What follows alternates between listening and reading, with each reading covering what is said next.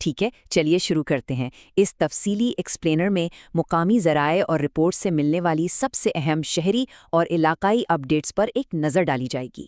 معلومات بہت ساری ہیں، لیکن فکر مند ہونے کی ضرورت نہیں، سب کچھ نہایت آسان اور دلچسپ انداز میں بیان کیا جائے گا۔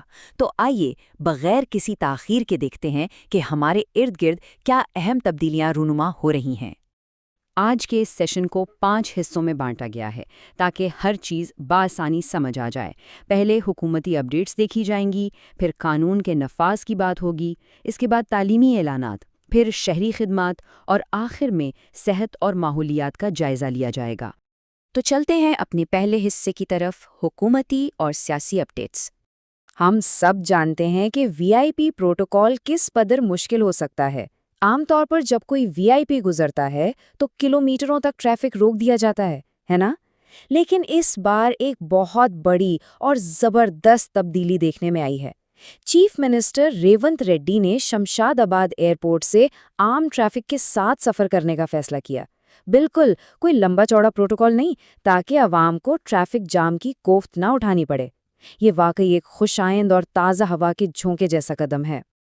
اب بات کرتے ہیں مستقبل کی۔ حکومت ایک نہایت پرعزم منصوبے پر کام کر رہی ہے۔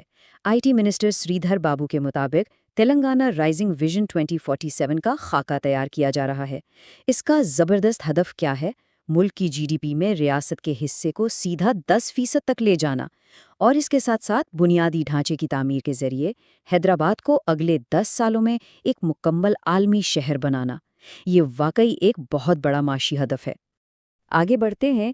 10 مئی کو وزیر اعظم نریندر مودی کے دورے کا شیڈیول بھی سامنے آ چکا ہے۔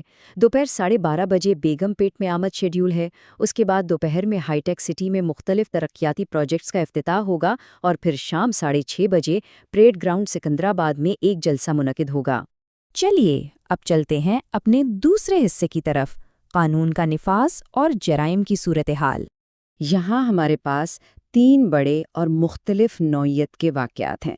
سب سے پہلے کوتھا گوڈم میں محکمہ جنگلات کے 2 عہدیداروں کو 3.5 لاکھ روپے کی رشوت لیتے ہوئے اینٹی کرپشن بیورو نے رنگے ہاتھوں پکڑ لیا ہے۔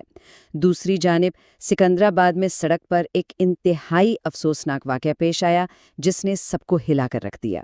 اور تیسرا، یہ تھوڑا حیران کن ہے، محبوب نگر میں پولیس چیکنگ کے دوران ایک موٹر سائیکل میں سے باقاعدہ ایک سانپ برآمد ہوا۔ خوش قسمتی سے اسے محفوظ طریقے سے نکال لیا گیا۔ سیاسی کشیدگی کے حوالے سے کریم نگر میں ایک واقعہ پیش آیا ہے۔ تفصیلات کے مطابق BRS MLA کے دفتر پر BJP کارکنوں کی جانب سے احتجاج اور توڑ پھوڑ کی گئی۔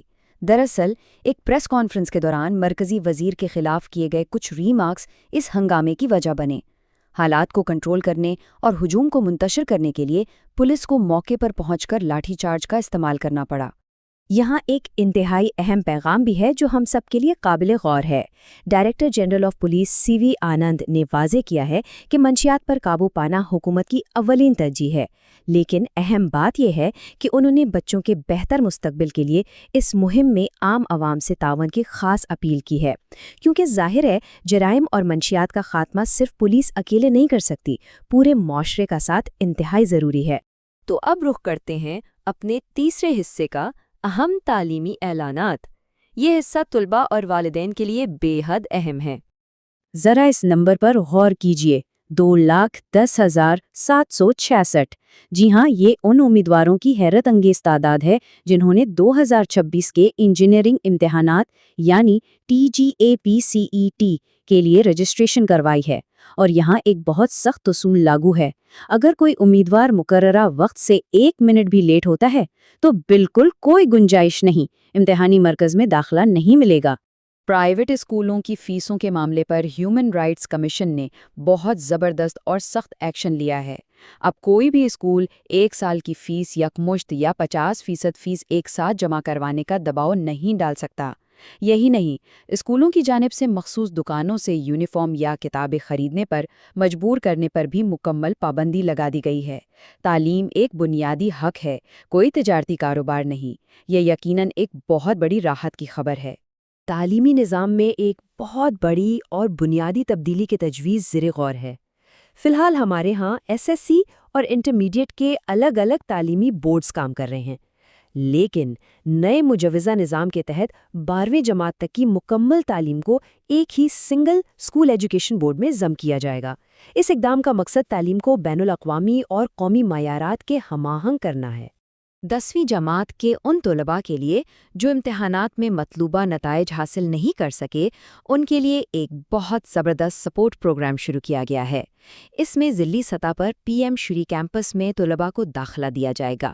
انہیں نہ صرف مفت کتابیں اور روزانہ ناشتہ ملے گا، بلکہ 1100 روپے کا سفری الاؤنس بھی دیا جائے گا۔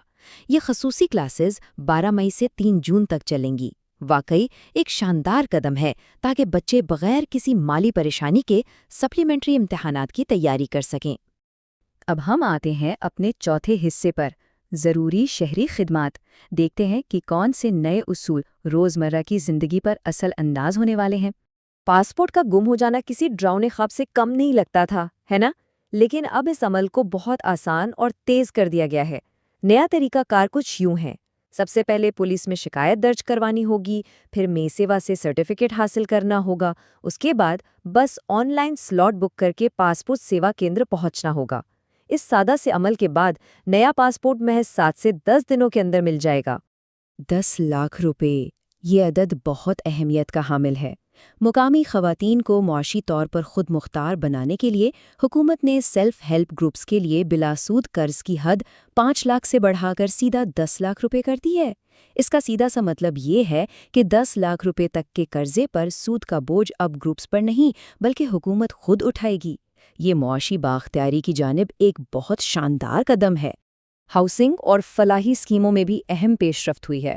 حکومت نے غریب اور بے گھر خاندانوں کے لیے اندرا ماں ہاؤسنگ اسکیم کے تحت 4 لاکھ مکانات کی تعمیر کو منظوری دے دی ہے اور زیر تکمیل ڈبل بیڈ روم مکانات کی الاٹمنٹ بھی 20 مئی کو ہونے جا رہی ہے۔ دوسری جانب عازمین حج کو سہولت فراہم کرنے کے لیے پروازوں پر ملنے والی سبسڈی میں بھی اضافہ کر دیا گیا ہے۔ یہ ایک اہم اور لازمی اپڈیٹ ہے جس پر سب کو دھیان دینے کی ضرورت ہے۔ نئے سرکاری قواعد کے مطابق جن گھرانوں میں پائپڈ نیچرل گیس یعنی پی این جی کی سہولت موجود ہے، انہیں لازمی طور پر L P G gas cylinder connection surrender کرنا پڑے گا۔ اب ایک وقت میں دونوں کنیکشن رکھنے کی بالکل اجازت نہیں ہے، تو جن گھرانوں میں دونوں سہولیات موجود ہیں انہیں فوری فیصلہ کرنا ہوگا۔ اب ہم بڑھتے ہیں اپنے آخری یعنی 5ویں حصے کی طرف، صحت اور ماحولیات کے الرٹس۔ جڑواں شہروں کے لیے موسم کے حوالے سے خبر کچھ خاص اچھی نہیں ہے۔ حالانکہ موسمیاتی اعداد و شمار میں درجہ حرارت کی معمولی سی کمی نظر آئی ہے، لیکن حقیقت میں گرمی کی شدت بالکل کم نہیں ہوئی۔ کئی علاقوں میں درجہ حرارت اب بھی 42 سے 43 ڈگری سینٹی گریڈ کے درمیان ہے۔ اس لیے گرمی کی اس لہر کو ہلکے میں نہیں لینا چاہیے اور احتیاطی تدابیر کا استعمال پوری طرح جاری رکھنا چاہیے۔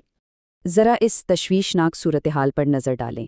1,93,000 یہ ان مرغیوں کی تعداد ہے جنہیں مہاراشٹر میں H5N1 برڈ فلو کی وبا کے باعث ضائع کرنا پڑا ہے۔ صرف مرغیاں ہی نہیں، لاکھوں انڈے اور بہت سا چارہ بھی تلف کیا گیا ہے۔ اس سے اندازہ ہوتا ہے کہ حیاتیاتی خطرات کتنی تیزی سے پھیلتے ہیں اور ان پر قابو پانے کے لیے کتنے بڑے پیمانے پر کارروائی درکار ہے۔